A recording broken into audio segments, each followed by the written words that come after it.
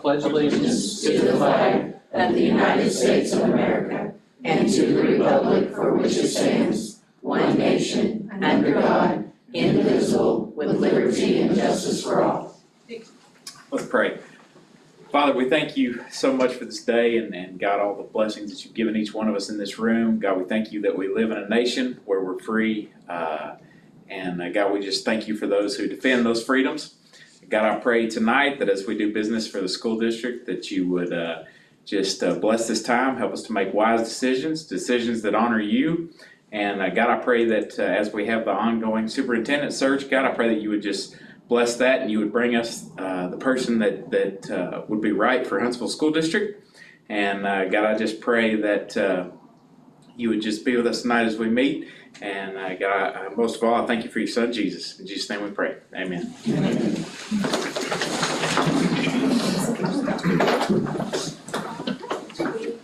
The October 1st, 2024 Board of Education meeting to order. We do have a quorum. All right, first item of business would be your consent agenda. I know you all had an opportunity to look at that.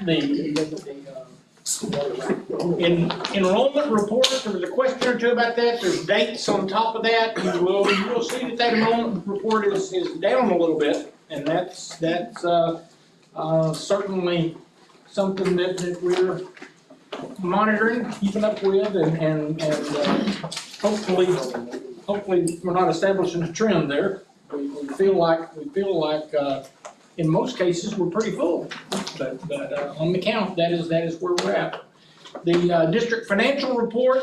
When you look at the financial report, you'll notice that there are some negatives. Those are reimbursable federal accounts. In most cases, we pay the bills for those at the start of the year. The money comes in later, and we do tend to track in the hole for part of the year. Other than that, I didn't see anything there that concerned me financially. Do you have anything? Food service, it shows negative, but we've done our claim, we've submitted that, and there will be enough money coming in to cover that if that was a negative that was of a concern. Because it was a large amount, but it'll be covered. Okay. Same thing. Okay.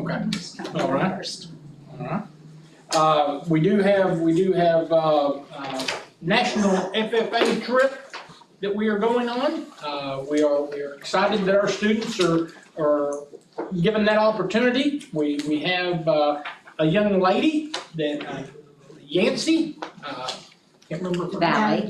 Valley Yancey, that is competing for a national award. So we're excited about that. We wish her good luck, but we are excited about these students having this opportunity. There is a female chaperone, or two teachers are going as a male chaperone. One of the parents is going as female chaperones, so we will have a female chaperone, two male chaperones on the trip.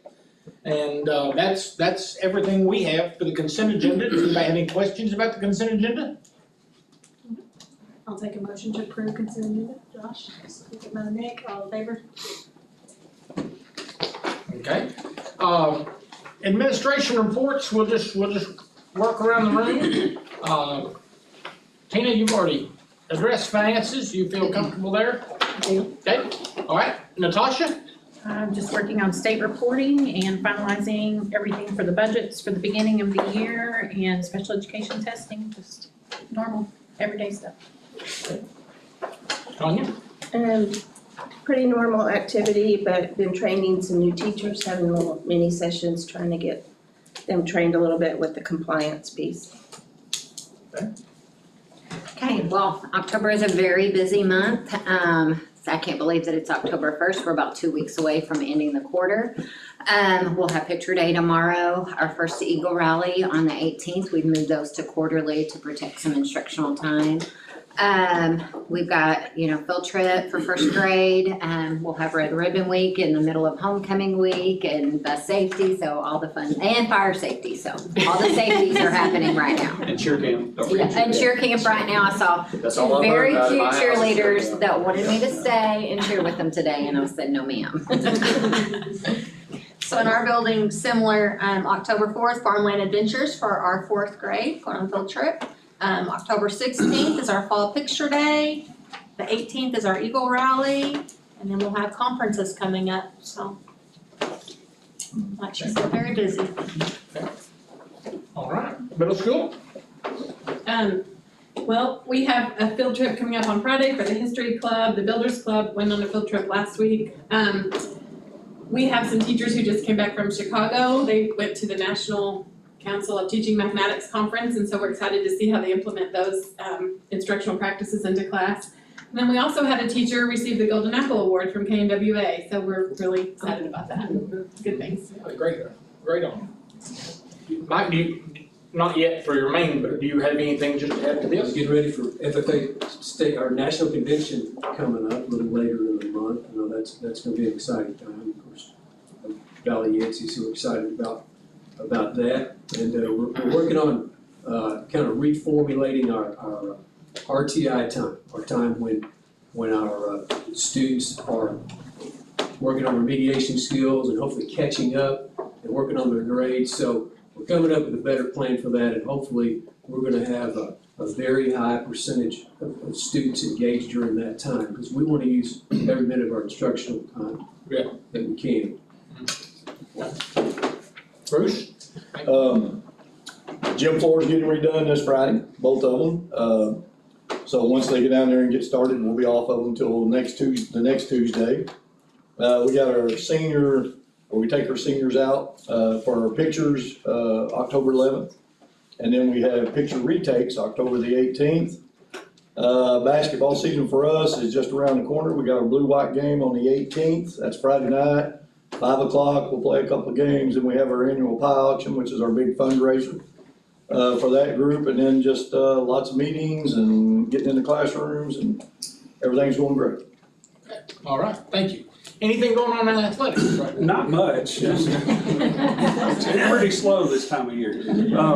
We had 2 girls compete today down at Magellan Golf Course in Hot Springs in the state golf tournament. Callie Bollinger and Katie Bertrand were both there, and they both qualified, and they both improved about 3 or 4 shots on their district score on a brand new course, so that was really good, and proud of them. On next Tuesday, Peyton Thomas will go down to the boys state tournament at DeSoto Golf Course in Hot Springs. So last year we qualified 1 athlete for state. This year we've got 3, so they're doing better. And we were within, on the girls' side, 2 shots of having 4 different girls qualify individually for state. So they've done really well, and proud of them. Our cross country hosted our meet here in Huntsville yesterday, and it went off really well, and I'm proud of those coaches and athletes for pulling that off. A lot of people say that our course over there is the hardest one in the state, and if you've ever been around Mitchison over by the disc golf, you would understand why. It's a tough one, but they did well. I believe our boys finished 2nd overall in that one, so that was a good meet for them.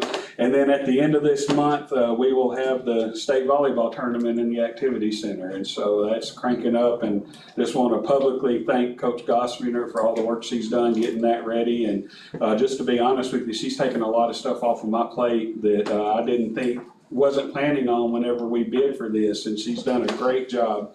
And thankful for all the work she's put in while she's coaching her team during the season, and they're playing at Gravette right now. So things are going well, but staying busy, and just appreciate all you guys do to support us. It's exciting to have the state tournament here. It is, yeah. It's a cool deal, yeah. Harry? We started training a substitute bus driver today, so you can't get me down right now.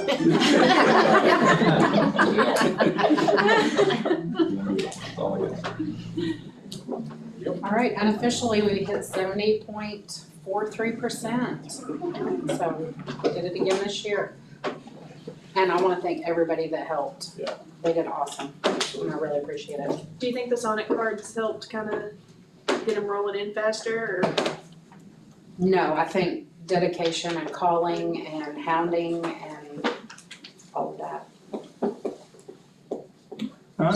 Really, I mean, I could stand here and talk all day about, all the great things we're doing, but I don't have nothing necessarily that wouldn't just be filler. Hey, you got that bow tie on today? Yeah, bow tie Tuesday. Yeah, someone was mentioning that today. I've not, this is like only the 2nd Tuesday I've actually remembered, because when we start the week, I think it's Monday. Yeah. So, and then by the time I remember it, it's Wednesday. Yep. Well, I got a couple things to say. I know it's not necessarily my time, but I do want to brag on this team.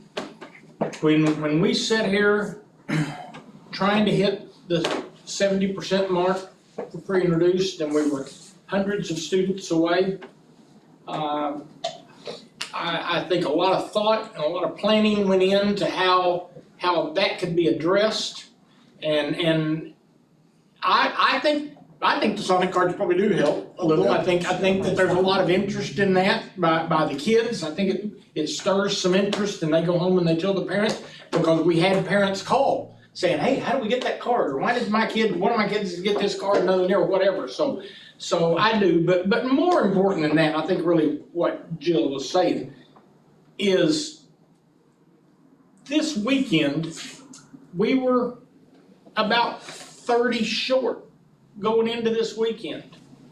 And being on the 4-day week, we don't have Monday. And so these people got on their phones, and others that are not here, so I don't want to say just these people.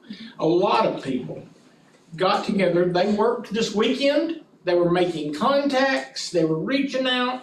I know that Jill was here doing approvals on a Monday. Bailey provided constant information as to our students that hadn't quite, hadn't turned in their forms, things had changed. And I don't want to jinx things because we don't know where we're at, but we went into this weekend about 30-something short, and we came out of the weekend, I believe, 8 over. And that is hundreds of thousands of dollars for this district because of the work of these people. And so, and I say these people because that's who it was. I mean, they really put a lot of effort into getting us over that hump. And in a lot of places, people would have gone home for the weekend and said, that's it, and I'll see you Tuesday. And I greatly appreciate the work that was put in by everyone, even some of our teachers who came over and manned telephones, and we had a lot of people. And the paperwork's been sent off. We'll see where it falls, but one thing I know is we took a swing at it. We didn't just take the third pitch down the middle. We took a cut at it, and I think we got a hit. But we'll see when the paperwork comes in, how it works out. But I can't say enough about all the work that went in. Matt is sick today. Matt, and there is a little bug going around, so wash your hands and be careful. But Matt is sick today. Matt and I'm going to save this rather than do it because I really want Matt to do it. Matt and I had an opportunity a few weeks ago to go to Grand Rapids, Michigan on the CTE trip, and that was an unbelievable trip as to what is taking place with their CTE programs in Michigan. And we got a lot of ideas and a lot of thoughts. And to be honest with you, a lot of what they're doing has to almost be cooperatively done between multiple school districts to make it work. But there is a lot of interest in that in our region. Then this past week, Matt had an opportunity to go to Oklahoma City to the Tuttle Career Center. I've been there before, so I stayed here. But I'm gonna save that and let Matt talk about some of the things we saw there at a later date. But we did want to kind of put an emphasis on CTE tonight. And so we have Mr. and Miss Wrinkle with us. We have Mr. Robinette with us. And I don't know who the speaker is of the show and where we're going, but we would like to turn it over to you all. So good evening, I'm Shelby Reed. I'm the Huntsville High School Skills USA Secretary of 2024-2025. And this is Mr. Calvary Ackman in Holt. I would like to extend our heartfelt gratitude to the members of the school board for granting the Huntsville Skills USA chapter the opportunity to attend national conference. Your support as teachers, parents, peers, and community sponsors have showcased your commitment to our students' growth and development, but investing in our future. So we have our pin trading board This was one of the events that we could participate in while in Atlanta. And each of these represent a state or like a chapter. So we have a chapter pin from California, and then we have their state pin. We have South Carolina, right here's our Arkansas pin, and I have Calvary, I think, has passed one out to some of y'all. If anyone else would like one, we have several, just notify me and I will get you one. My personal favorite is the Montana pin. I'm also wearing it today because it represents my passion for Western pleasure and rodeo. And so these are all pins created by students.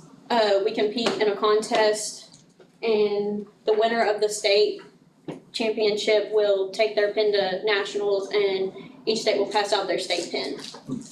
Not only was it fun, but we were able to meet other students from other places. Our fall leadership will be held October 16th at Pulaski Tech. And our chapter fall leadership will be held November 8th at our CTE building. Please accept our invitation to stop by during the day. And our chapter has been invited to the new North Ark CTE facility on October 30th of this year. And we have a quick video that we'd like to present on what we did while in nationals as a quick glimpse. Let's look into that.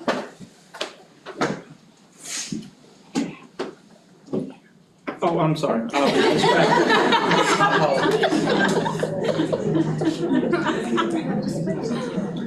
This is how legends are made.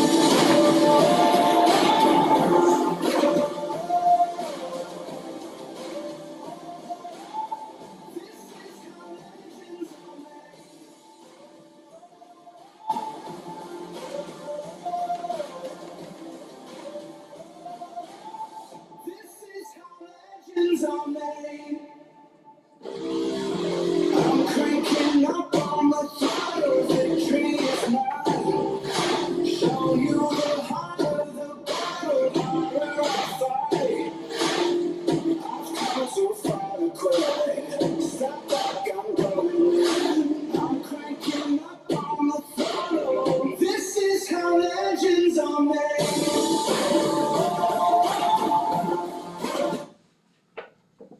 So if anybody has any questions about our national conference, feel free to ask, because we would love to answer them. And as you've seen, there was some pin boards on that presentation with the design. One of them was the Washington pin, actually it's right here. But nationals was very fun for all of us, and we'd like to thank you all for allowing us to go. The nationals last year were in Atlanta, did I see that? And where are they this year? In Atlanta. In Atlanta, so they're always They'll be there till Okay. 2032. Okay. That's the third year, right? Or this upcoming year will be the third year. And some things that she didn't say, we've hit 8th in the nation, I think 3 times. Last year, our opening closing team was 9th. Our computer science was 29th. 29. And our quiz bowl was 11. 11th. And wasn't one of the teams super young as well? We ended up taking a lot of stand-ins, so the winning team at state wasn't all together, and we still did that good. And when is the thing here that you're putting on? November 8th. November 8th. November 8th. And That will be Solomon overseen. Springs is coming to that. Yeah, that will be over CTE soon. Tish, can you send us a reminder email? Yes, ma'am. And I'd like to brag on the CTE and anybody else that, you know, they earn all their money and they will do detailing. We call them and make an appointment. They do a great job. They've done that for me before. But I had a 40-year-old diesel tractor that needed some work, and they used the diesel class and got us going and fixed it up. They did a great job, and Mr. Robinette's kids have been making a gate for our little cemetery, and they did, well, when you get it all done, I'm gonna take pictures so we can show it here. It's ready to go. Oh, it is? I almost came today. I'll Oh, come yeah, tomorrow it's then. ready to go. Oh, yeah, it's beautiful. They did a great job. They cut it all out, and yeah, it's great. And you know what they're doing? I actually hired one of Mr. Robinette's students a year or so ago to do some work for me. out at the farm, and he did excellent work, and he did a lot of work, and he did pretty good on the deal, you know, so there's a future in that. I mean, great opportunities, and you talk about tractor repair, you take your tractor and you get it worked on right now, it's $140 an hour to get it worked on. These are careers for students that really have potential to be careers for their life, and so I am proud of those opportunities. We had Congressman Steve Womack here with us today, and we went over and they didn't know we were even coming. We just walked in, and they're welding. I mean, they're all working. They've got the diesel mechanics class rolling. They're looking at the lifts that they're going to put in, and it's exciting to see the things that are taking place. Are you guys doing the car show again this year? We're planning on it. We'll have to do it without Chris this year, and he's been our main manager for a while, so we have to really work hard to keep up to what he used to do. It takes a big bunch to put that on. But yeah, we welcome y'all to come by anytime. We appreciate you guys, it's Very much a so. great program, we appreciate it. Miss Wrinkle's got a spreadsheet for any work that you might need done. Yeah, just say, if you want on the spreadsheet, just shoot me an email, text, something or another, and I'll send it to you. I'm afraid to send it out to everybody. Give them a little, for instance, what all you can do out there, just about anything to a vehicle and stuff, right? As Mike? far as automotive, we can do anything pretty much except for internal automatic transmissions. And we just don't have enough time in the day to do that. And they're really, really complicated these days. The detailing, you know, we have a extractor to really get the interiors clean. You know, we can change body parts, we could even paint body parts. But we hadn't quite got all that together yet. I did get us a paint booth last year, it's a blow up one, and so I'm just waiting on fire codes to figure out how we can use that. So, there's a whole bunch of things that we can do. If you need something, just holler, questions, we'll answer as soon as we can. And I have a spreadsheet for the details too, if you want all the detail. We try to do, 1 or 2 of those a week. We try not to do too many of them so that we can do other stuff, you know, the other automotive work. And of course, Mr. Robinette, he's got plenty of stuff going on over there too. Yeah, any projects you wanna bring to us, we're more than happy. They love any kind of cutting and burning or anything. All right. We appreciate y'all. Thank you. Thank you all very much.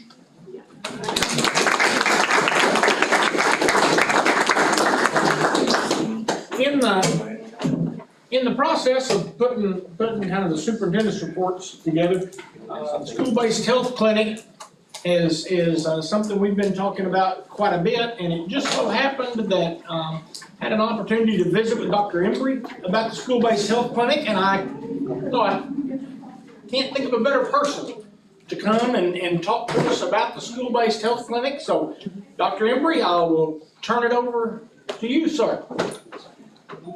While he comes up, let me just say that I had not met Dr. Embry, and the Friday night we had the home football game, I was standing on the sidelines and I was gonna introduce myself to him, and he was working so hard, going from kid to kid, that I thought, well, I'll pick a different time when he's not going, but thank you for that service you provided there also. Oh, it's a pleasure. I've been that for years. It was a lot of fun. Okay, so this is a presentation. It's a kind of awareness presentation for the school-based health clinic. I've got a frog in my throat, so I'm just trying to clear this out. Okay, I'm going to try to do the clicking thing here. So this pre-test, post-test has nothing to do with us. This was purely for, there's a research project that is attached to this, and this is just part of that presentation. I thought it'd just be easier to use, so that's why that's up there. So I'm going to use the forward button. What just happened? Okay. School-based health clinics are basically, it's not new. Most of you guys have probably heard around our state, other school-based health clinics that are facilitated by the state.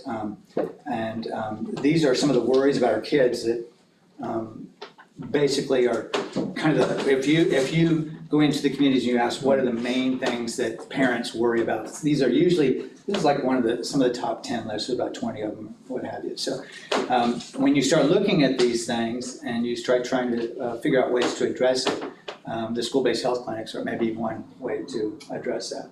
By the way, this is Victoria Dill, and she's our APRN who's going to be heading the program. She's with Boston Mountain and a couple years now, and so she has a lot of clinical skill. She's very excited. Her family's in town, and I guess her children are attending the school, and Good. she's going to be heading the program for us. I'm very excited. So, you see, we have some brochures there. You'll notice in the back it says something about Clinton, Arkansas. I think somebody was chopping and pasting.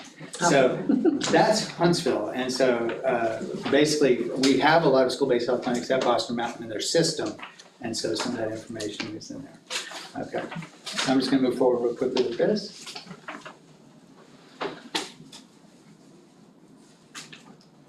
Okay. Go the other way. Okay. Got your feel for it. Okay, I'm doing, oh, nice, okay. It's a transition. Okay, so when we're thinking about the school-based health clinics, we start looking at rural communities because that's basically one of the best ways to serve our communities with this. The rural condition is different than the urban condition, and a lot of the school-based health clinics were developed in urban areas. This phenomenon of working in rural areas is a little bit more unique, and Arkansas has really exploded with that. And so the big barriers that make us or differentiate us from urban areas are lack of resources, availability, our transportation, our access to primary care services and mental health services. And so this is not new for us. I mean, we know these things, but actually listing them out, if you make this presentation to some state level people that are trying to do some funding, they'll kind of get an understanding of the differences. There are some significant gaps here with these. I'm going to try to push this the right direction here. Can you push the other button? I think you're going the wrong way. I swear I'm pushing the same button every time. I swear, you guys. This is the same button. Okay. Here, I'll just try. Yeah, help. Just push the button down. Thank you. Just push it down. Okay, so this is what our rural schools do for us. Okay, so when you're looking at rural communities, the schools provide a lot of services that many of the urban or suburban friends don't really realize that they are having provided by the different agencies. In our area, physical and mental health, physical activity, nutrition, social services, special needs, a lot of these health services are provided through the schools. And this is actually a vital hub of rural communities. If it wasn't for the schools, we wouldn't be able to do some of these things. I put this little yellow thing at the bottom. Rural school lack funding for health services, needs, and mandates. There's been some new mandates placed upon our schools and our communities that schools are having to fulfill. And that's a big issue with the school-based health clinics because we're going to need some accessing of resources. The schools are being asked to do things and not being funded for. And so we have to start doing partnerships to get these things done. So, next. This is going to be about mental health services. There's gaps in mental health services, and this is where a lot of the funding comes from. This is a big movement, a national movement, and our state receives federal funding for this. And these are some statistics. 1 in 5 youth suffer from mental health problems. Over 60% of all young people are not receiving needed help. And some of the things are suicide, substance abuse, suspension dropouts, involved with the justice system. We know this impacts our rural community, and being able to address the mental health services with the school-based health clinics, along with funding from federal and state grants, will be able to impact our communities. So basically, what we do know is better if you're healthier, happier, satisfied, not hungry, you do better as a learner. And that includes physical health and mental health. And so the ideas behind school-based health clinics are kind of a holistic approach to assist with all these issues. So early intervention can prevent problems, and effective treatments, keep going, you're good.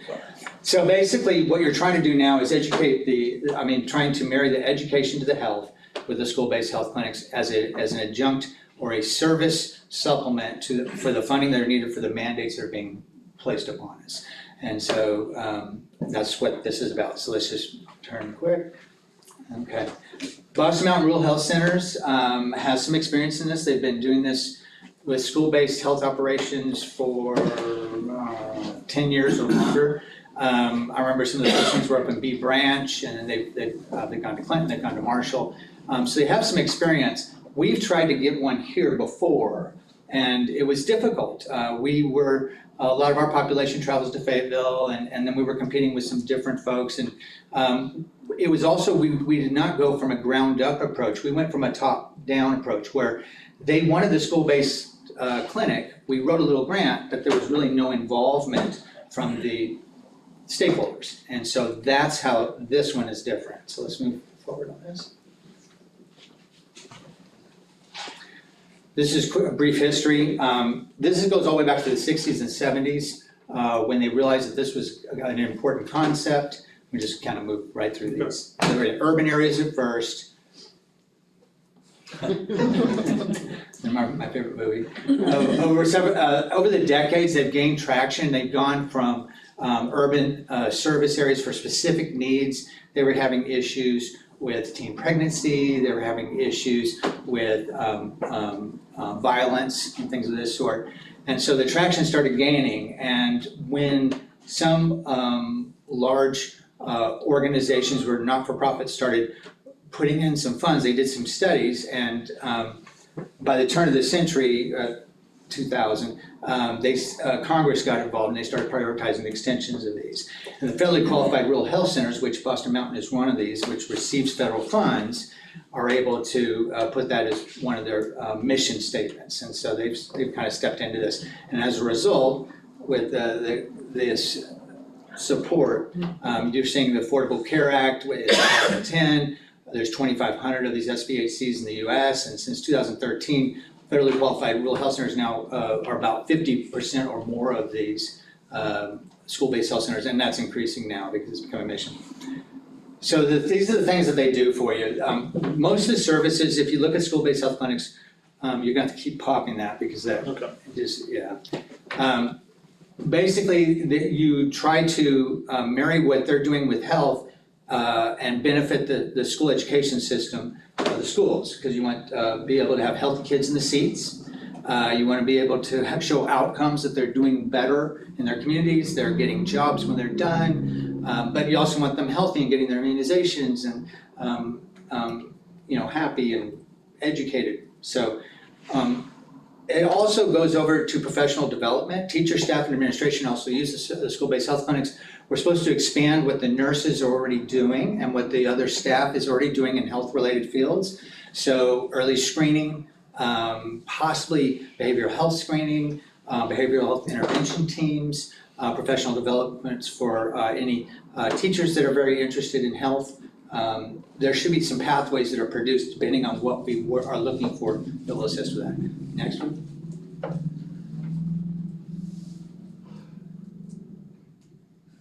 So very simply, for our community, how do we get it? And basically just go to the next one. We just connect what we have. So the Huntsville School District has connected with Boston Mountain, and the Madison County Health Coalition, which is kind of a coalition of a lot of health entities, have provided the school-based, the community-based traction that needed, where you have a lot of people that, yeah, we need that. We have the city that's been involved, we've had the county that's been interested, and we're doing these awareness campaigns all the way through. So we did a little survey, and there was a lot of interest in the urgent care, immunization, sports physicals, a lot of interest in behavioral health interventions on campus, especially acute, and then telemedicine. And then the big thing was, what about St. Paul? If we're sitting here, what about St. Paul? St. Paul will also have some telemedicine initially, and then would also have potentially a pathway for face-to-face intermittent that's still to be determined, it's still in the very early works. So that's the stakeholders of the community, which is us, the school district, us, and then the health system with the Boston Mountain. So once you find the common ground with all the workers that want to do this, we needed some startup money, and that's what the grant was for. It comes through the primary and secondary education funds, the Department of Health, and I think it's $150,000 for the first year, 105 after that, and then 75 or 80 after that. Does that sound right? And that's for sustainability. Basically, the idea is we're supposed to sustain ourselves. And so the Boston Mountain has a building department, and they know how to build. As you guys, if you visited Boston Mountain, know how to, what it is to be in healthcare. And so they'll take care of that. But the school also knows how to build. There's services that are provided by the school that are built through Medicaid that also will be supplemented. And working together, they'll be able to probably sustain this program. And then also should sustain it because it's a not-for-profit entity where monies are also being able to be pumped back into it. So if the program is sustaining itself and grants can be developed and other monies that are excess can go straight back into special projects. For instance, if we have a lot of homeless children, or if we have some hungry children in the mornings, or we need some extended hours after for daycare because maybe one reason or another, traveling or what have you, or Mondays off now, is that what it is? Mondays off could be an issue. There may be some special educational opportunities may be necessary, health opportunities are may be necessary, can be put in as well. And so one of the important aspects of this that I like to emphasize is that there's an advisory board that is involved with stakeholders that gives advice and information and maybe counseling and transparency to the school-based health clinic team, which is the school district, the clinic, and that advisory board will have engagement, and we need to hear back. How is this going? If they say, well, St. Paul, the TV set's not working over there. We don't even have access over there. Or, at the Huntsville School campus, well, the door's always locked. I can't get in. Or nobody's answering the phones. Unless somebody says something and you engage, you're not going to hear and reflect. And those sound very simple, but that is the critical piece of being engaged with this. The community has to be involved with this or this will not work. So I think there may be one more slide.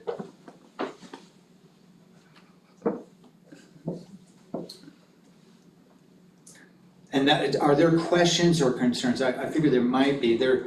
These brochures are very generic, but are there considerations or anything that I need to reflect on with anybody?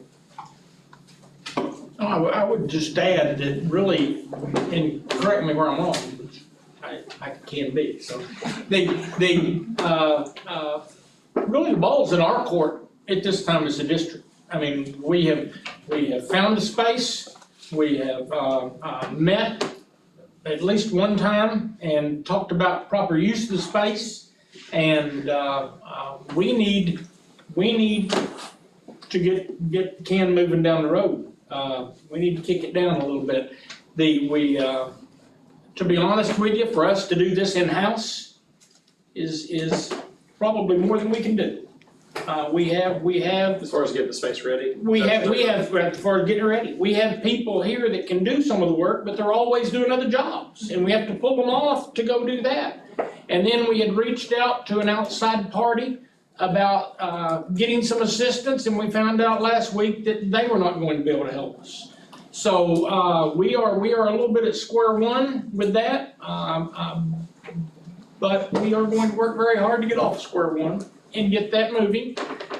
Most of the money and the involvement on our end is getting it up and running. I mean, getting the facility set, getting the equipment in it, and we have pledged to have that done by the end of December, and that is a lofty goal at this point as we sit here October 1st.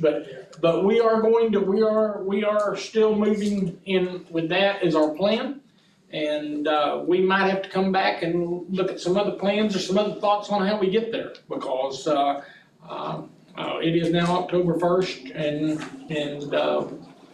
we've not had a lot of movement.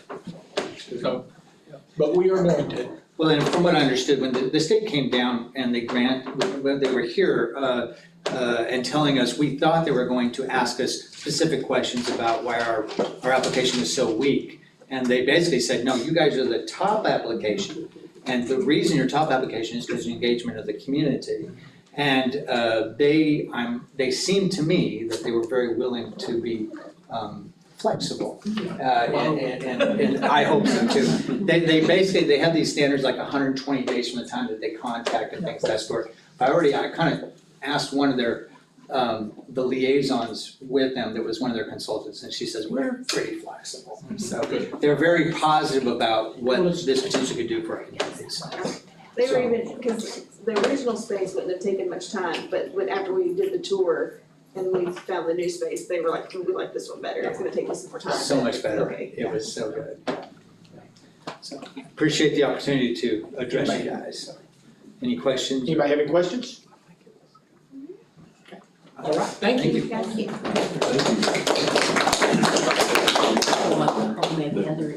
Just a couple of things under superintendent's reports that I'll give you very quickly. The land out on Highway 23 North, we're nowhere on that. We're still where we were last month. The information that was provided to us is incorrect. We have turned that in, to Mr. Allred a few months ago, and there has not been any follow-up from the buyers to correct that, so we are where we were. And until the information is corrected, we can't come up with closing documents on it. And so we are waiting. Are they still using that property? Pardon me? They were using that property for a dumpster or something at one point. Well, so let me truthfully say, I've been out there and I have a general feel within a couple acres where that property is. And I went by there the other day and looked, and I don't remember seeing a dumpster, but I do remember seeing a vehicle parked there. But that was all the use it looked like it had on it to me. Well, the goodwill of letting them use the property and them not getting their end of it done is, in my opinion, about to run out. Yeah, I would say there probably is a point where you just look at that again, and move forward. But that is where we are as of today. The baseball, softball building is really beginning to gain steam. I don't know if you've been out there and had an opportunity to look, but we had the area brush hogged and cleaned up and even mulched in some places because we had a lot of honey locusts or black locusts that have the thorns on it. Yes. And so we had it cleaned up really well. If you get a chance during the daytime, go out there and look, because it looks totally different from the last time you looked at it. They did soil borings today, and what they are trying to find out is the amount of good soil as opposed to just waste soil. And obviously, the more good soil we have, the more we can reappropriate it and take the high spots down to low spots and try to levelize everything. We don't have, they did it today, we don't have that information back yet, but we certainly should by next month. But that is moving. That I believe is going to have an excellent opportunity. I know Kimco's had an opportunity to meet with them, and I think everything was positive there. I don't believe I'm misspeaking by saying that when you all met, the numbers, which is what they were the most worried about, was the price, was as good or better than they had hoped for. So we are grateful for that, and that certainly is taking place. The property on King Street, we're gonna talk about that a little bit further. We got it all closed up, the one thing we have found on it is that there is a basement in it, so that's going to create a little more work. The one thing we went ahead and did, since we feel like that's coming down with your blessing, we went ahead and the city police have actually been using it for training, and the fire department is going to use it, and so I'm, it's an old empty house, but I'm grateful that our community's found a way to get some training out of it and use it, and I think it shows a good partnership between our school and our community, so I am grateful for that. That's really all I have in the special report section. Anybody have any questions on any of those or concerns? If not, we've made a little change in this. We have talked about academic reports and really what we want to do is give each building an opportunity to really talk about what they're doing academically to a greater level for you all. So God bless Mike, he's volunteered to be the guinea pig on the first month, and Mike, I'll turn it over to you, if you would, to do the academic report for the high school. Mr. Law, before he gets busy, would you hand me that phone? I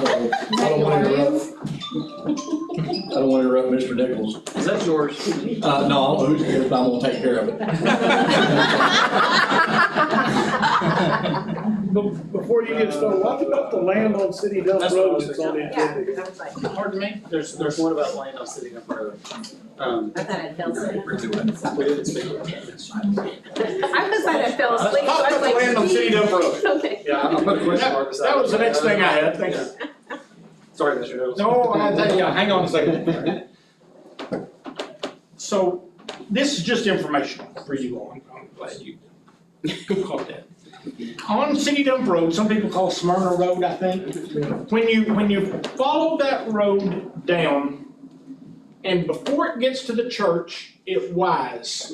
If you'll stay in the right-hand lane and follow it all the way to the end, and it tees. When it tees, the first thing you'll notice when it tees is that land to the left, 30 or 40 acres, has been stripped off. There's a lot of dirt work going on. There are some things happening there. They reached out to me and said they are building houses there. And in the process of building houses, they are going to widen whatever road that is when you turn left. And I guess that road actually goes back to Anderson's. I think it's County Road 8500, maybe, best I can. Okay. When you turn left, right there, there is about a 30 or 40 acre block they're building houses on. Right on the other side of that, there is a block of land that the school owns that is 8/10 of an acre. All right? The road is going to be widened, and so that 8/10 of an acre is actually going to be a little bit smaller by the time the road comes through. I was approached by the company to see if you all would have any interest in selling that land. What they have an interest in is putting a drive there that's kind of the main entrance into the property. I'm not, and that's why I didn't have it, I'm not asking you for a commitment tonight by any means. But would you mind if we explore the opportunity of looking at what we're talking about land there, what that might be worth, and it's not enough land for us to do a lot with, and no reason way out there to do anything with it. yeah, How much dirt are they stripping on the land that they're doing now? I can't tell you how much, but that's an interesting thought. I see where you're thinking. That's an interesting Because we're gonna need a bunch of dirt. That we sure do. That might be an interesting thought. I told them I would just present it to you all and see if you had interest in us having discussions. I'm not gonna have discussions without your blessing. And if you do, then we can get down in the details more and see what interest there would be. I will say this, that every $300,000 home or $250,000 home or whatever is good for us. It increases our tax base. And so, the fact that they are putting homes in there, I think is a plus. I see a lot of things taking place there. And one of the other things I want to talk to you about later is us having some discussions on maybe some financial training as a board as a whole, which would then earn hours for you all, because some of you, I think, still might need to get an hour or two as we move into December. And that could have some value.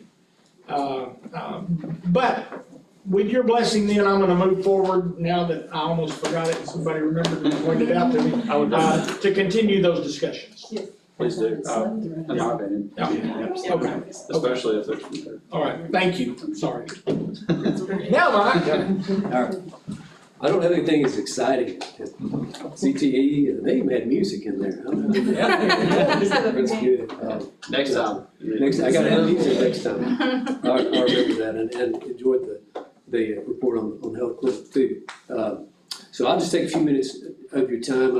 I'm anxious to share with you what's going on in high school. We don't have a lot of up-to-date data right now because test scores aren't out yet.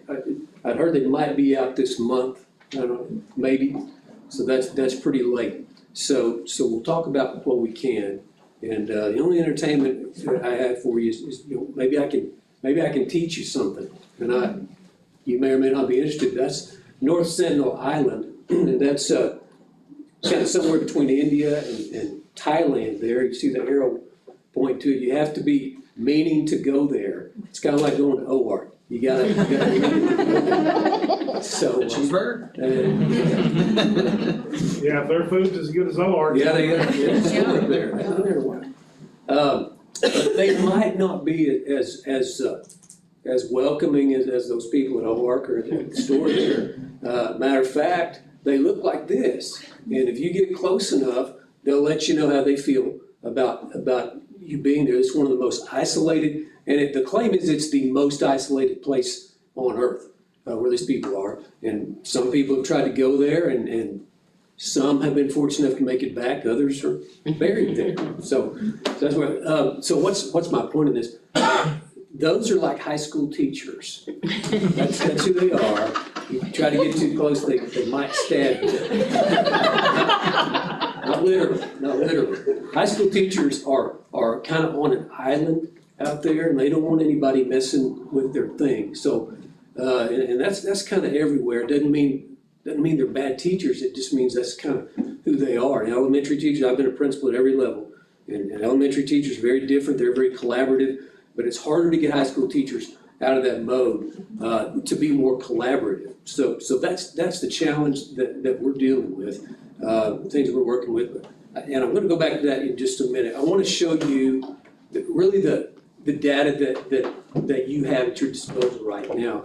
And that's to take that state score that we've gotten every year since 2016-17 and kind of compare and kind of track it as we go. And if you look at that top gold line, the yellow line up there, compared to that gray line at the bottom, those are really kind of boundaries. Those are the boundaries for the C range. So we've been a C school. Now the blue line represents our scores. So if you kind of track that blue line from the left, you can see the way it's tracked over the years, and I'll explain to you each part of that. The orange line represents the state average. So the state average is right there in the middle C range. As you can see, 16, 17, 17, 18, we're tracking above the state average. And then we got to 18, 19, all of a sudden we're tracking below the state average. Now you don't see a 2019, 2020 school year there, that's COVID.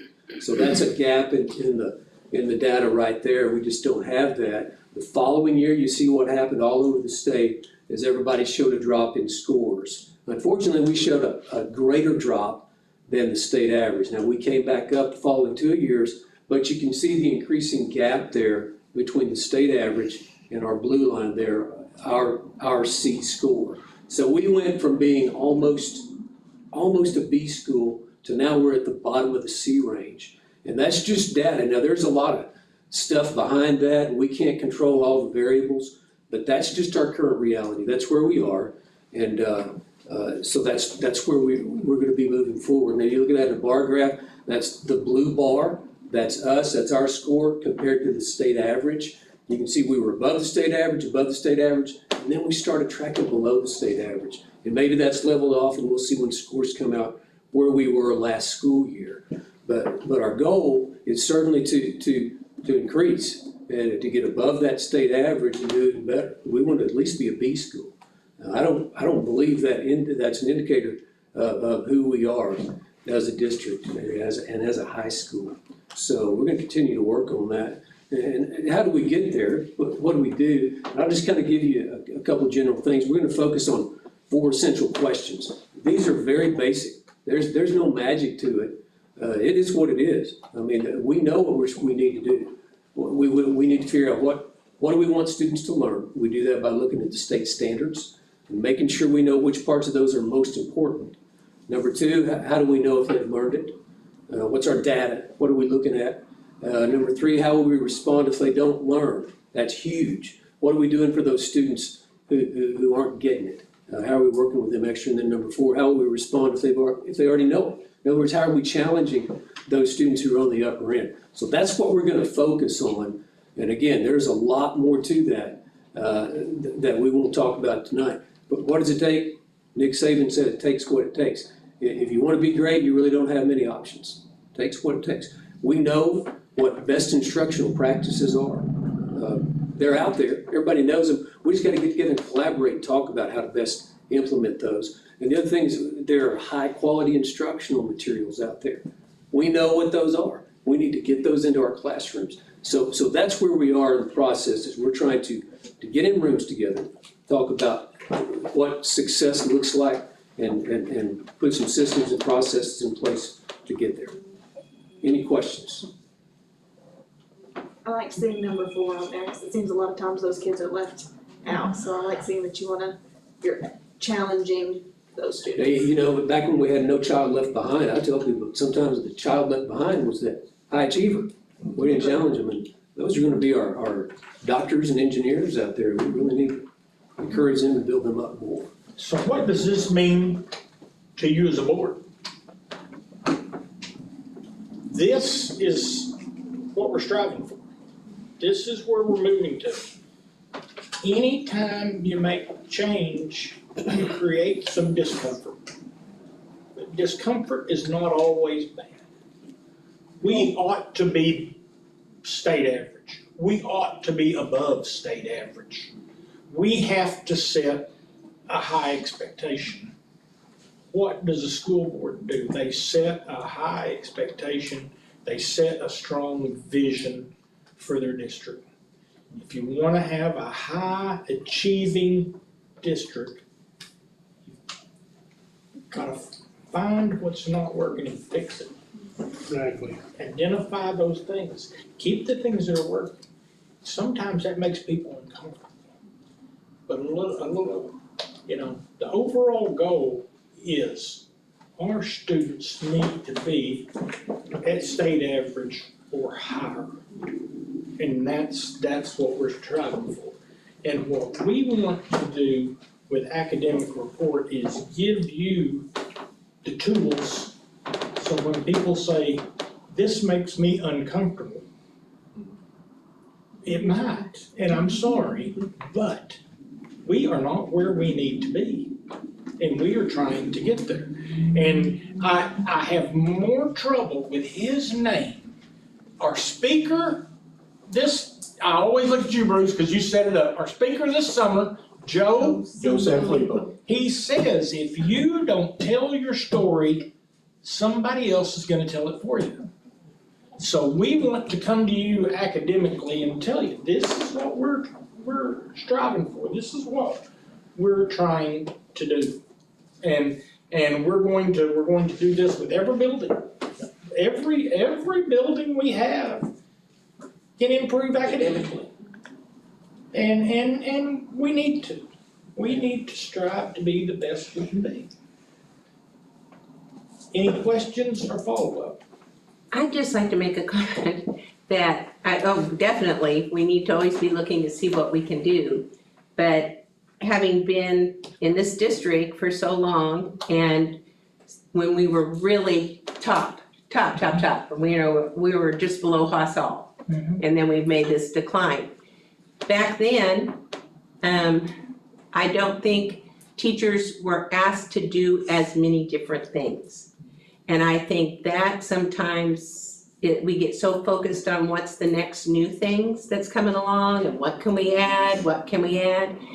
Those kids didn't have all that added, but they were being so successful. So as we look at new things, all I would like to ask of all the administrators is, if you add something new, ask your teachers, what can we get rid of? I think you look at those 4 essential things.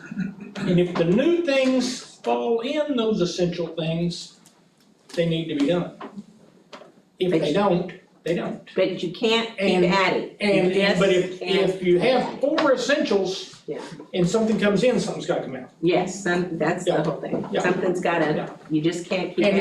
And Anything's part of gonna that break is, after a you while. know, the state mandates, we do this X, Y, and Z, and so we have to do X, Y, and Z, you know. But then maybe But you I have will, to do- I will say that this group has made a very conscious effort to identify what's really important and to protect their instructional time. Now, we can control that, you know, protect their instructional time so the teachers actually have the time to do what they need to be doing. And that starts with a good leader.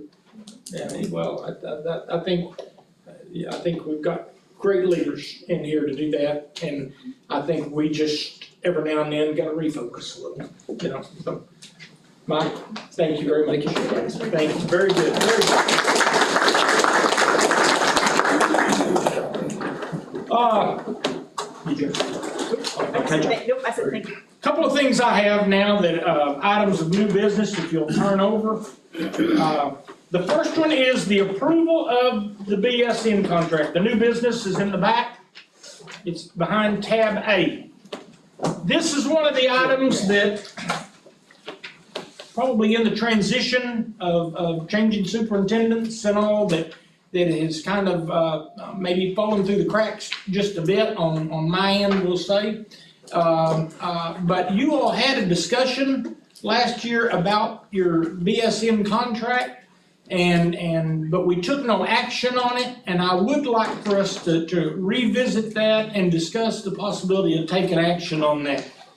David, could I get you to talk again? I know you've already presented one time, but back in maybe the fall of last year. Right. Could I get you to revisit this with us, please? If I'm not mistaken, it was the October meeting last year that we talked about this, and we worked out this. Right, we worked out this agreement with BSN to where we get some kickbacks, some rewards for purchases we make with them, and you can see through, I'm not gonna read through the whole thing, but there's a substantial chance that we could get quite a bit of money or product back from BSN based off the purchases we made. And through that, we went through a partnership with Nike as well to say that all of our uniforms we'll buy, all of our coaches' gear that we'll buy from now on will be Nike to wear on sidelines and on the court and things like that. And everything we purchase from Nike goes to our total amount with BSN, which at the end of the year gives us some kickback as well on that.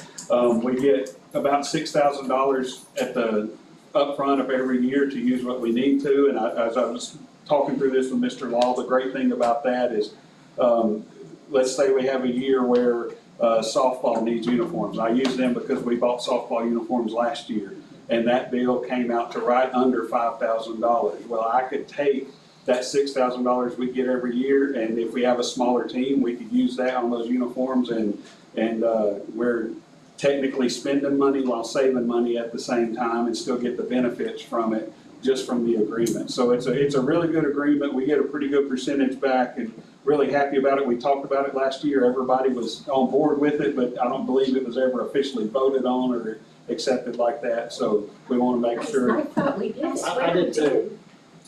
We could not find the vote. Can't find So if we it would was. like to get a vote Okay. in the minutes. Okay, we I need a made the vote. motion, I'll second second, all in favor? Okay, all right, thank you very much. Yeah, I If thought you'll- that was- Sorry about that. Which I've been seeing Kristen? That's okay. That's sideline store, I don't know if you guys are getting emails on it. But have you been getting it? What's that now? The sideline store? Yeah, I don't we- get emails. We opened up a sideline store last week, and I'm There's working some on great stuff on there.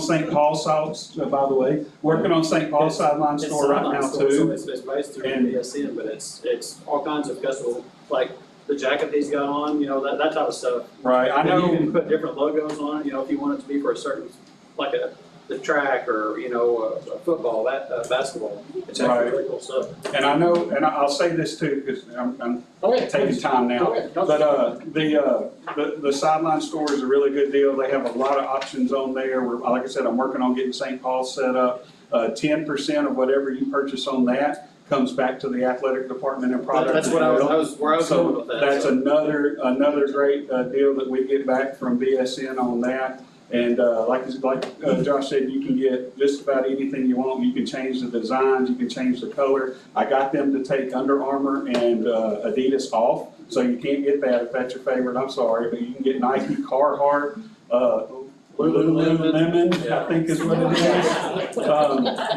with Huntsville logos on it. I mean, there's just about whatever you want, you can find it on there, so.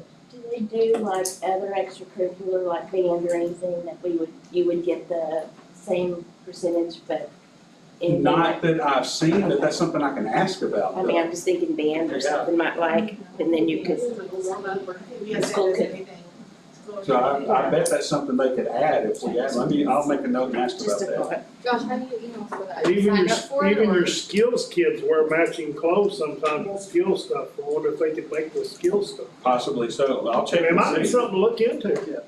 How do they access this? I will email you guys the link here in just a second. I was gonna say, I got signed up for it at some point somehow. I think it may have been some of the stuff that, like the volleyball team did last year. Possibly Where so, they yeah. were, I could order stuff or whatever, and I ordered some things, and I think it just kind of rolled into that. I'll email that to you in just a second. All right, thank you. Item B is approval of electric easement at middle school by Black and McDonald. You have this in your packet. If you will turn over probably for me, the last picture is the kind of satellite picture. Basically this is going behind the middle school. This is a 3-phase electrical easement that they want. And I'm not gonna say I have this exactly right, but I have it pretty close to right, that at that point, power comes into our city from the east side and the west side, but it doesn't connect well. And that hurts two things. It hurts our school in a way because we lose power at times when we could have power. We have power on a pole that doesn't come to our facility. And it also increases the connectivity for our city. So if power has a problem coming in from the east side, they can then pull it in from the west side. This is a small easement that would go across the walking trail on West Street and go to this power pole. That is the arrow in the middle of your document. And that what it would really mean for us is it would mean more reliable power, both for us and for our city. What else it would mean is there is a walking trail through there. And because it's an easement and because it's power lines, they would need to clean that because obviously they've got to have the trees outside of the power line. But other than that, it really means very little for us. There already is a 2-phase power there. This would just increase that. And it basically is the connector, which is no more than that red line going from one side of West Street to that power pole that is already currently there. And it would be overhead. It would be overhead, yes. If there was ever any issues, would it create any kind of? It would be a Carroll Electric. I get that, but if there was an issue, would it disrupt school in any way possible? If they have to go back there and repair. We are of the belief that this would go, if this were to go down, we would now be able to draw power from the current side that we draw it. The beauty of this is if we lose it on the side we're drawing it, we would now be able to draw it from this side. And I get that would part, actually I'm just saying increase that that. if So I this can't- line right here, I can't think of why, if that line went down, it would hurt us, because we are currently drawing it from the other side anyway. that's the only question that I would. There is no finances to it. This will improve the electricity for the people that live down West Street. It will improve the opportunity for that area to grow, which, of course, going back to what we said a while ago, is good for the district. Can I get a My, motion to my approve? recommendation would be to approve that easement. Josh, all in favor? Thank you. If you will flip to tab C, this is another example of this great team that we have right here. Part of the process of approving students for free and reduced lunch comes down to approving some special circumstances. Those could be, student's homeless, student has had a loss in their family of a parent. Could be things that are covered in this document. In the past, we have not had a document. And so each person that felt like they had a student that had a special need viewed that a little bit different. That was somewhat questioned during our child nutrition visit last year, that our number and how we determined that, and we realized we didn't really have anything in writing. And so we have come up with this as a procedure for approving our students that meet these guidelines or extenuating circumstances for free and reduced. And what this, we believe, will do is offer each building and each administrator more consistency in what we provide. So when we get audited, we will be able to say that we are more consistent amongst our building and we have procedures to follow so everybody understands. Natasha or Bailey, who you two did probably more work on this than anybody, clean that up in any way you need to that I didn't explain that well, or. I think it's just, just having clear-cut situations. And it's not always a clear-cut situation with families, obviously, but having some guidelines for us to look at and say, okay, does this fit within that category? And there are a lot of situations that we don't necessarily always think of. One thing that we talked about is a family that qualifies under homeless. So that family already qualifies, but what about the family if they're living doubled up? What about that family? And the extra financial burden that has been added to that family. So while they may not qualify just based on their sole income, when you think about the fact that it's two families living together and all of that. So that's just an example of some things that we kind of thought through. And we just wanted to have a more clear procedure so that we have our justifications and have everything in line so that, when audit time comes back around, then we've got all of that more clearly stated and in writing, which we hadn't had before. Shrinking up that gray area is a good idea. Yeah. I make a motion to approve the procedures. Second by Josh, all in favor? Thank you for putting that together, it was lovely, for everybody involved. You'll flip to item D. Item D is the approval of demolition and site cleanup for the land on Kane Street. The house on Kane Street. The house on Kane Street right now sits open. It has a basement in it that can't be viewed from outside. We have it on the most frequent patrol list for the police, so they are monitoring it very closely. But we do have a vacant empty house with a basement under it that you can't see in, sitting on our campus, which is the potential to be a problem. So my thoughts are to get that cleaned up and to move forward. When we had talked earlier, and I want to thank Tyson for his assistance because he wasn't working with us at that time, I called them and I said, give me a rough idea of what you think it would cost to tear that house down, and they said $10,000 to $20,000. I think that's the number that I reported to you all because I didn't know. And he said, depending on any extenuating circumstances, well, at that time we didn't know there was a small basement underneath it.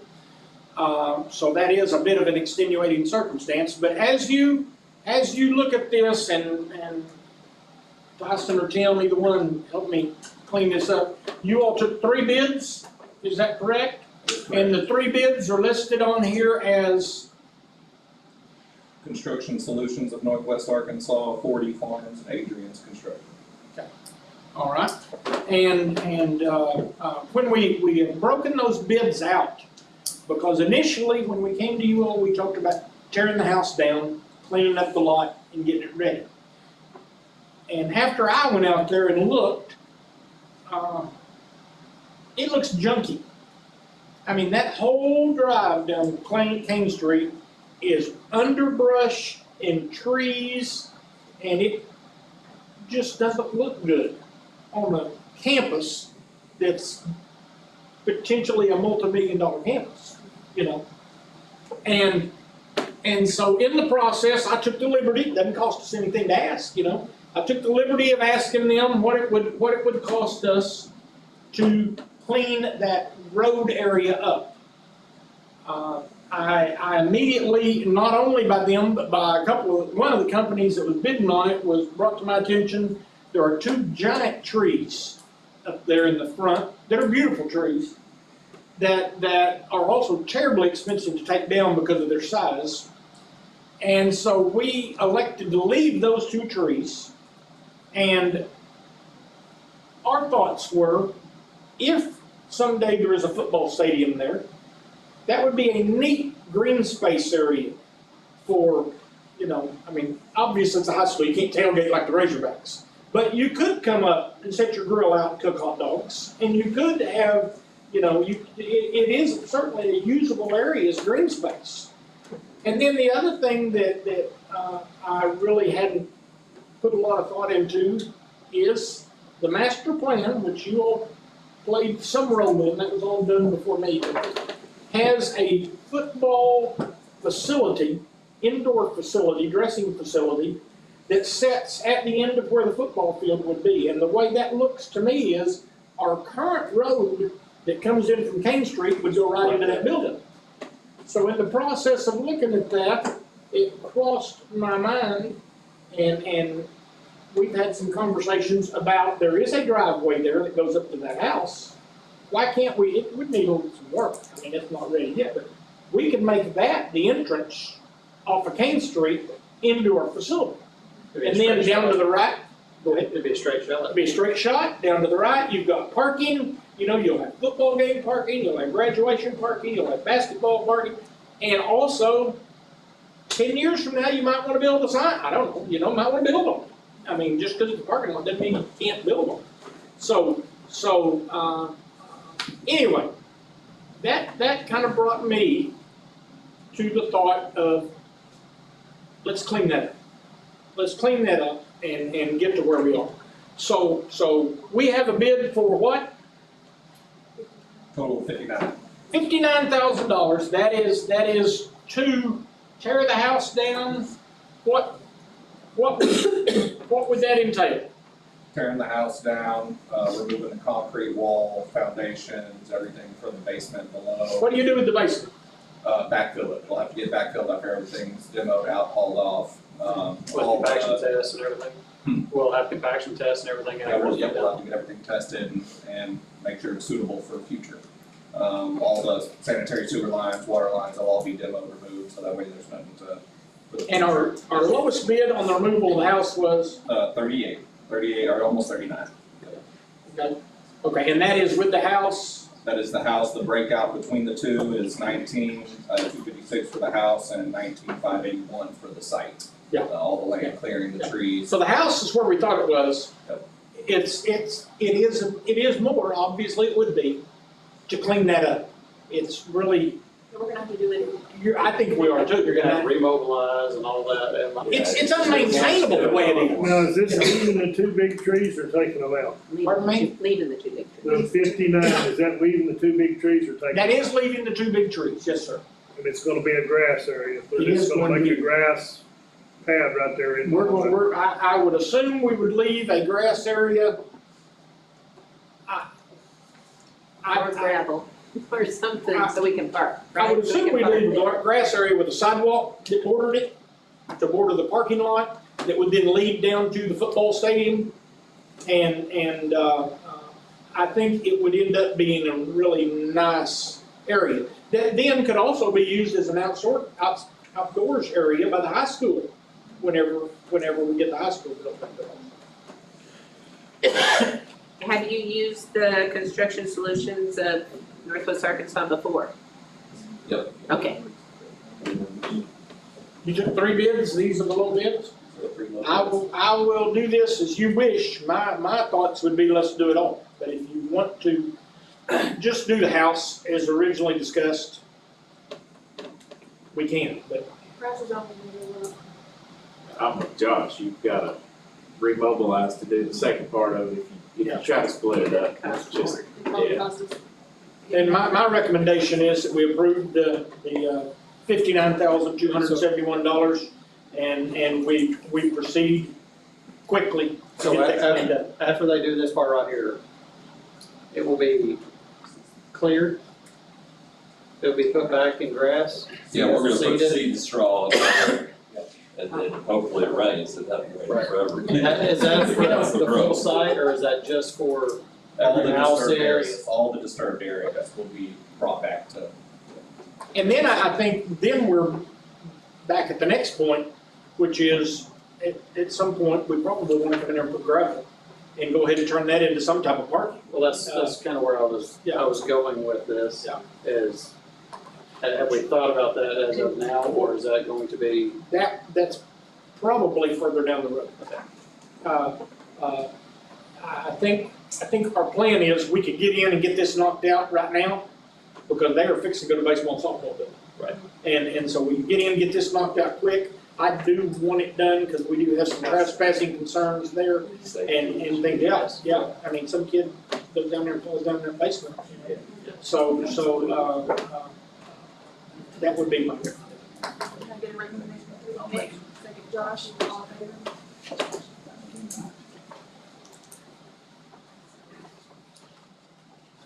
What kind of timeline are we looking at? That'll take about 2 weeks. 2 weeks before we start, and 2 weeks to get it done. sweet. We do have a, As long as the fire and police are out. yeah, we've kind of drug our heels a little bit to let the fire department get in there and train. So we let the police get in, and so now we're trying to be equal with both groups. Hey, you show up at Dozers, they'll get out real quick. Yeah.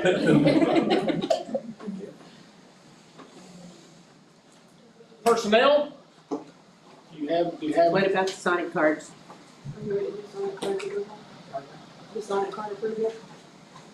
The Sonic card approval? Sonic card approval? Sonic card approved? All of them. We came and we asked you for $15,000 in Sonic cards. And it became apparent that we were going to miss that by just a little bit. We have the need to do $5,000 more to make $20,000. That way, we will have everybody covered. Without that, we will have promised to some that we didn't. And I will say that originally it made it to me as 15,000, and they told me like the day of the last board meeting that we might need 20, but I said, let's go with what we've got, and then if we need to, we'll come back. But we certainly did. So we do need approval, if you would, to allow us to get the $5,000. First by Connie, second by Natalie, all in favor? Thank you. Personnel, you have that in your booklet. Any questions with personnel? Make a motion that. I have Dorothy Clark,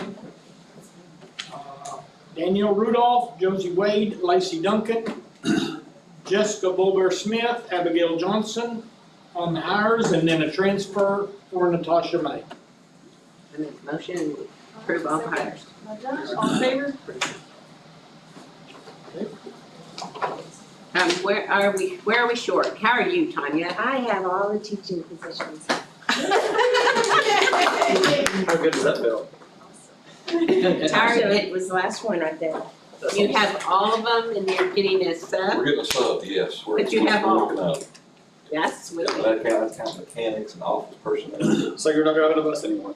It's my first night off, yeah, first day off. It's my Probably fourth. won't last. Today is my fourth day. That's awesome. The only other item that I have would be our student transfers. They're provided inside your front cover.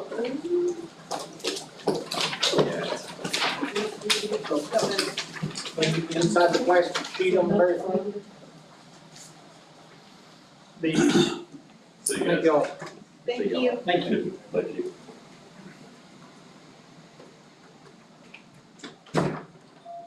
So I'd recommend we approve the transfer list. Are we still asking when we can Yes. why they're going? Yes, Okay. yes, and, with a lot of these students, we didn't have them to start with. They were in another district, but because they belong to us, when they come back, they go on our books, but then when they go somewhere else, they come off. It would be less than honest to say that it concerns me to see that number going out with none coming in. Yeah, that's a bit concerning. I'm not gonna lie. So, why that is though, I don't know. What is this approved under Act 189? What does that mean? That means that they, we can't stop them. Okay. from moving. Okay. Act 189 gives them an opportunity to choose which school they want to attend.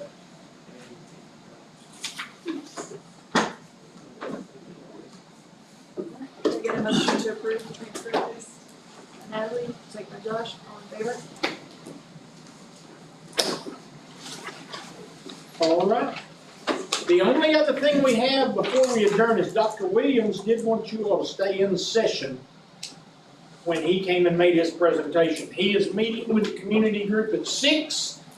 He was planning on being through at 7, and you know how that is. You know, I mean, he will, so we will maybe take a recess at this point, and when he comes back, we will continue on.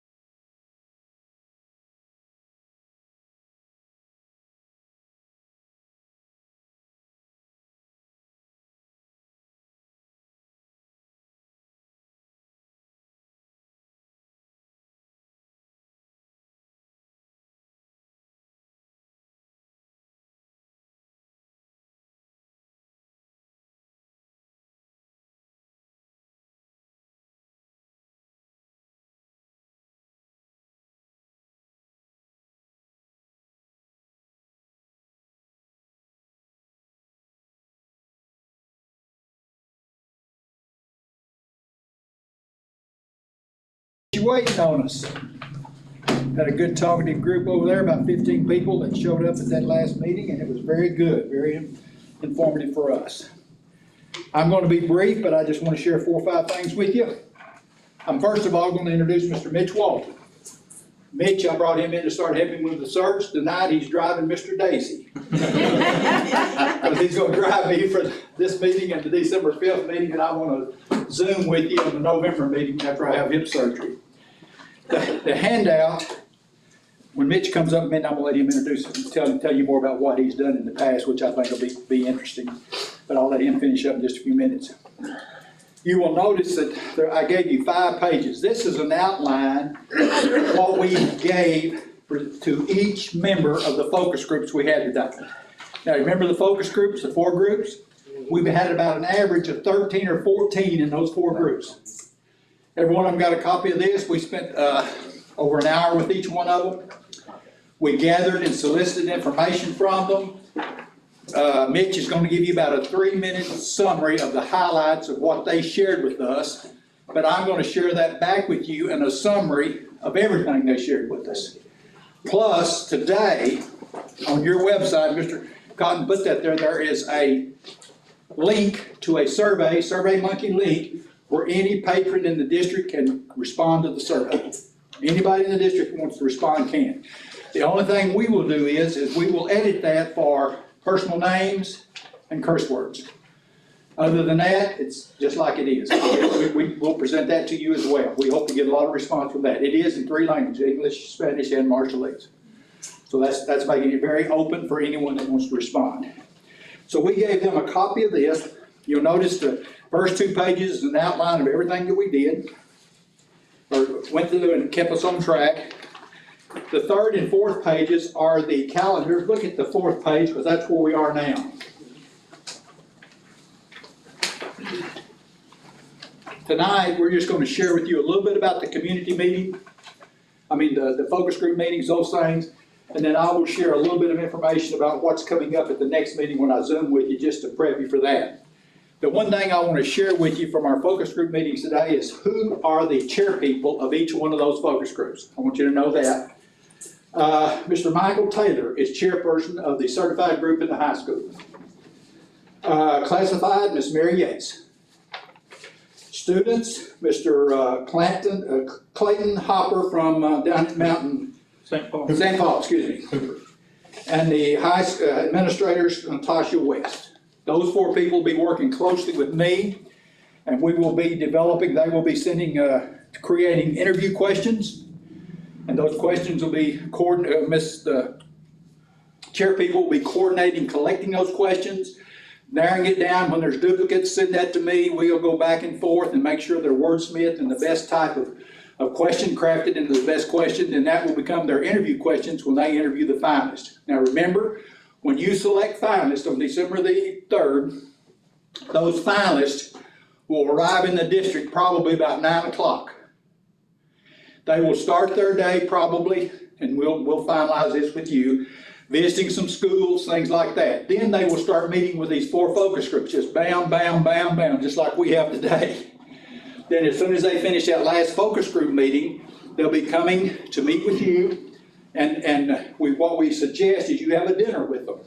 Just an informal meal. We'll invite them to bring their spouse or have their spouse come to that meal. You'll get to meet him or her, and then you will go into executive session and interview them. Now, when you get through interviewing them, you're going to have 4 sealed envelopes. Each one of those sealed envelopes, look at page 5, is going to have information that these focus groups is going to share with you of what they viewed and what their concerns were with the interview. Hopefully it'll all be strengths, but they're going to share with you the strengths. They're going to also share with you the questions or concerns they have from the interview. Then you will have access to their information, probably 70 people total.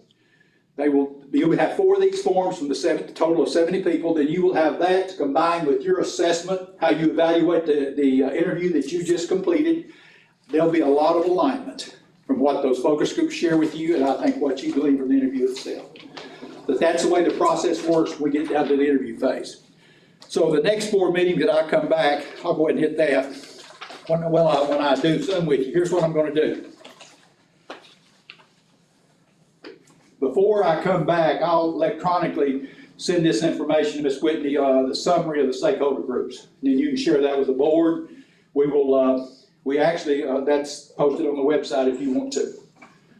It's open and it's public information. Then we will go through the process of selecting interview questions.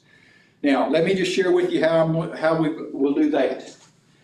Being straightforward, I've already got a bank of interview questions crafted that align with your criteria.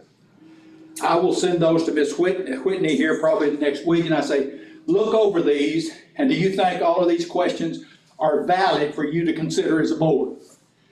There'll be probably 32 to 33 of them. We will ask you to prioritize those questions on SurveyMonkey. Then the priority questions, the ones that you prioritize the most high, the 22 most highly prioritized questions will be placed in your interview packet. Then you'll have an opportunity to write other additional questions that if they're not covered in the ones that I've offered you. You have that anything you want to ask, you can do that. Then we will present to you December the 3rd interview packets with these questions in them. We have a way of scoring them, a scoring rubric, so you can score each candidate, each question that they respond to. And if you will do that and quantify those answers, then you will have a numerical score for each interview that you do while it's fresh on your mind. So those questions will be done after the next board meeting on November the 5th.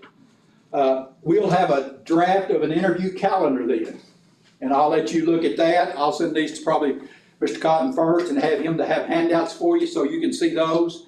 And then I'll ask for your approval for that. You will, as a board, will need to decide between November the 5th and December the 9th through 13th when you start doing interviews, a compensation package. We will not commit any compensation to any candidate that calls us and asks us what you're going to pay. My response usually to them is very straightforward. You need to first of all get the job offered before you worry about what you're paid. But I meant that to be humorous. But some of them are worried about that, but you'll decide what you're going to pay. I've already told you the stakeholder group chair people. I'll be communicating with them quite extensively in the next week, and they're going to have those questions to me, and we finalize all of those. Then we come back on December the 3rd. Mitch and I both will be here, and we'll be bringing you. We'll have all the applications, but then we will have a short list of individuals that we felt like floated to the top. We will have reasons why we will recommend them to be considered as finalists. Recommended finalists. If there is an applicant in that stack that you say, why did you not bring them forward? We will meet with Ms. Whitney before that board meeting and share with her information about every applicant. And there will be a reason why that we don't bring them forward. You still, if there's somebody you want to interview, that's fine. That's fine with us, but we will have reasons why we didn't feel like they met your criteria, okay? In some cases, people that are close by that you think may be an applicant, when we start doing our vetting process, we disclose things that we feel like it wouldn't be positive for the district if it became public information. So then, when we bring those candidates forward, we will have a summary of all the reference work we've done on them. Then you will also have a video of each one of them. All of them responding to the same questions, about a 10-minute video. You'll go into executive session with the videos, you've got the reference information, then you will determine who you want to interview. You will come out of that session December the 3rd, tell us who you want to interview, and within 15 minutes we'll have all the interviews set up for the week of December the 9th through the 13th. We'll ask you, depending on how many you select, there may be 2 dates that you want to interview, 3, that'll be up to you. And then you'll tell us which nights you want to interview, and we'll place those people in those spots and have that ready.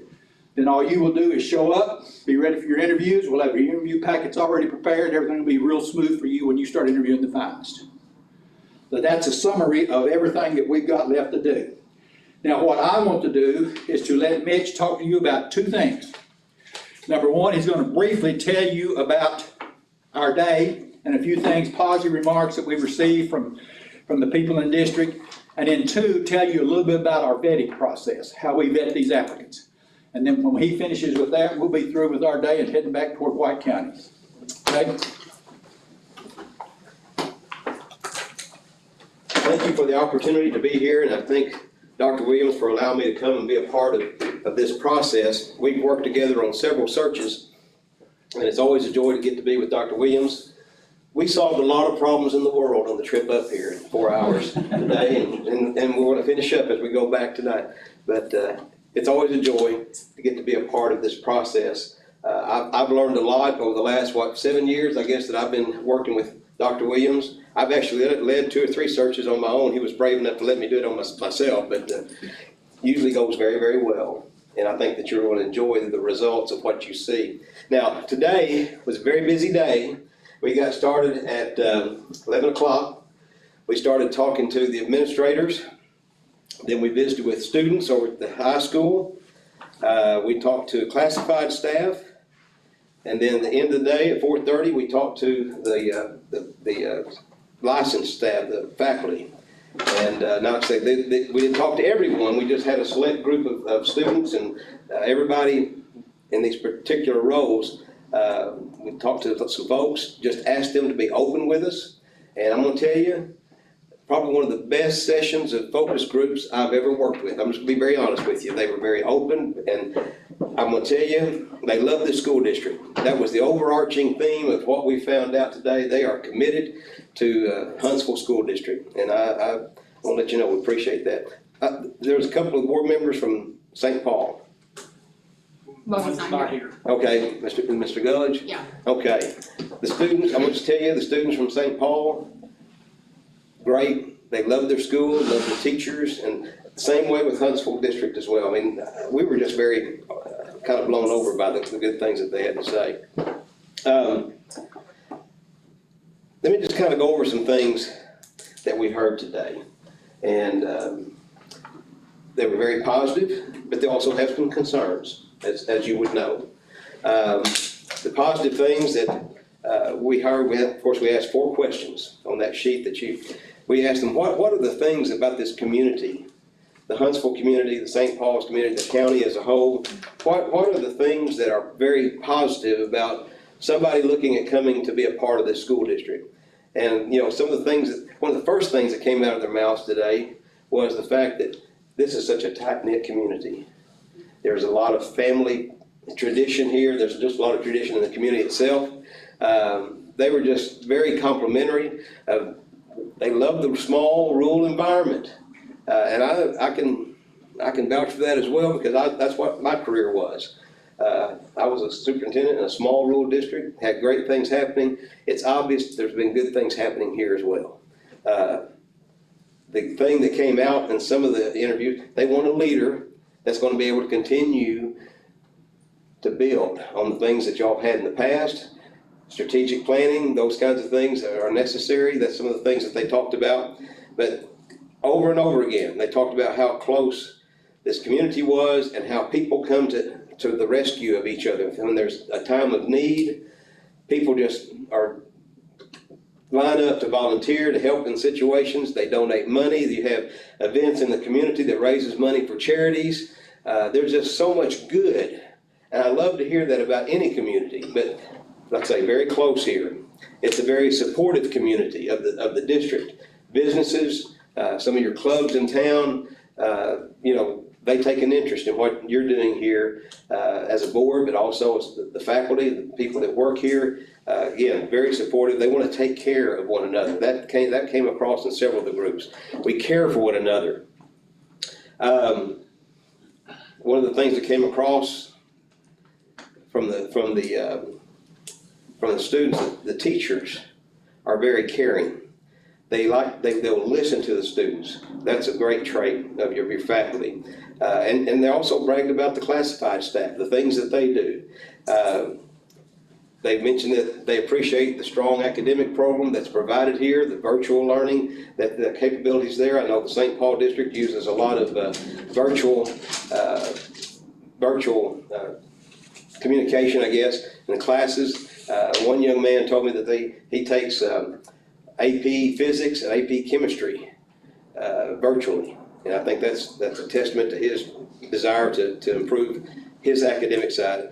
One of the things that came through loud and clear also is the new Career and Technical Center that has been brought into the community. I I've said this too, Dr. Williams and I both are big proponents of career and technical education because not every student wants to be college prep. They need these kinds of opportunities to learn about being a mechanic, to deal with automotive, to be a welder, to do the CNA work and those kinds of things. Those are the things that was brought to our attention. There's concurrent credit available through North Arc and maybe some other areas as well. Extracurricular activities. You offer a broad group of athletics. You have clubs, FFA, FCCLA. Let's say there's a variety of things that students can get involved in. It's one of the things that they pointed out to us was they're encouraged to participate in something.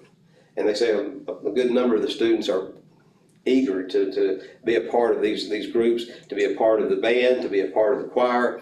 Again, many athletic programs that you provide here. That's a testament to the amount of things that you provide is fantastic. One of the things that we ask them is, well, the qualities of the district. That's one of the things I was just pointing out. But what do they want to see in a new superintendent? The qualities, the traits, characteristics. What do you want to see? I asked them to kind of paint a picture of what you'd like to see as a new superintendent. And the things that were mentioned to us, integrity, transparency, being visible in the buildings and on the campus and in the community. A good communicator was important to them. But somebody who knows how to do some public relations, get involved with the community and get the community more involved in the school. Somebody who cares about the kids. It's not just about counting the pennies and that sort of thing, the budgeting, what have you, but they take an interest in taking care of the kids. Kids come first. But something also that they mentioned, they would like to have somebody that's going to be here for a while, the longevity issue, having that stability within the district. And one person I know mentioned, somebody that's going to be loyal to the district and to what's going on here in this district. But we had a great visit with these folks. Again, they were very open, and I really appreciate what they gave us. I don't know, but do you have any questions of anything that I presented? I'll let Dr. Williams speak for himself. But we have about, 70 people? Total at least, yeah. About 70 people altogether that we visited with during the day today. And you've got some good people here. I'll just tell you, they love this school. They've run through a brick wall to make sure that the kids are taken care of. And I think you've got something to be proud of as well, and the people that work here and the kids that go to school here. So thank you for letting me be a part, and thank Dr. Williams for letting me tag along and be his chauffeur. And so, but anyway, y'all got some good things going on here. We just want to wish you the best in this selection process. So bottom line is this, our work is just beginning to start when we start the vetting process. Oh, yes. That's when our work, and really, we spend a lot of time, the way we vet people, it takes a lot of time to connect with people and get that completed and done properly. So any questions you might have? Yes, ma'am. Have we had quite a few applications so far? I've got 5 or 6 people have applied so far. It's not unusual to get your quality people to hit it right at the end. I'm gonna tell you why. People that are already happy with their job, not looking for another job, a lot of them will evaluate, do I want to go through this and possibly put my name out there and not be selected, or and destroy a little bit of what I've gained in this district I'm working in. That's what weighs people when they start looking at applying for another job. But typically we get half our applications in the last week. We sent out, last week from our home office, we sent out over 3,000 announcements all over the United States to people about this job being open with the criteria and all of that. That's the way we do things. It's on Facebook, it's on our Facebook, Twitter account, a couple of other accounts that we have where we advertise for the position, AAEA, ASBA. So the job is known, it's out there. Sometimes, as we say, the people that apply the first or second day are people that are habitual about applying for jobs, and that's probably not who you want. I heard a person doing this and has done a lot longer than I have said, the person you want is not looking for a job. because they're happy where they are and everything seems to be good. Get off subject for a minute, November 5th election, we've changed our board meeting, and he's mentioned it 2 or 3 times, did you tell him? No, we've not, we've not changed it. Did we not? No, we talked about it, we decided that it would be after the polls closed. Oh, okay, good. I thought we changed it, so I had in my mind we changed it for some reason. We did try to make a commitment though to make the board meeting as brief as possible. So I'm gonna do that on my end and then Okay. you all are zooming and we can work that out however. I'll be probably spending 15, 20 minutes with you zooming. Mitch and I will on November the 5th, Yeah, when is the deadline for applications? November 6th. November 6th. And the reason we don't get back with you till December is that we have to have a 2-week interval in there to do our vetting. Right there. And then it takes us, our home office, our support people have a lot of things to get ready for us to present back to you on December the 3rd.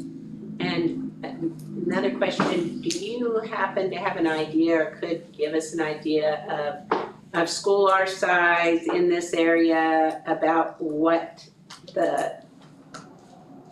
kind of compensation package I got a is? copy that I gave to when you didn't attend the first board meeting last year, I got a copy of that for you. I'm not gonna count you, anything off your points or anything for you. It was a family vacation that I couldn't cancel. I had to cancel another one to be at this meeting. But this one, that one I couldn't cancel. Well, I can't believe you selected family over us. Oh, yeah. Let's see. I forgot we decided to go ahead and do it, probably changed the experience. Yeah, we talked about it, we said, oh, we'd be. Well, I went back and forth, I just keep me in the loop, I think I probably dozed off in my recliner, just forgot about the whole conversation. Yeah, that's about that. Someone. Or something. I've got a copy. Sometimes I get like staring out the window when it's down the. And That's all I had. I usually keep you on my toes. That was special Oh, for you. thank you very much. You bet.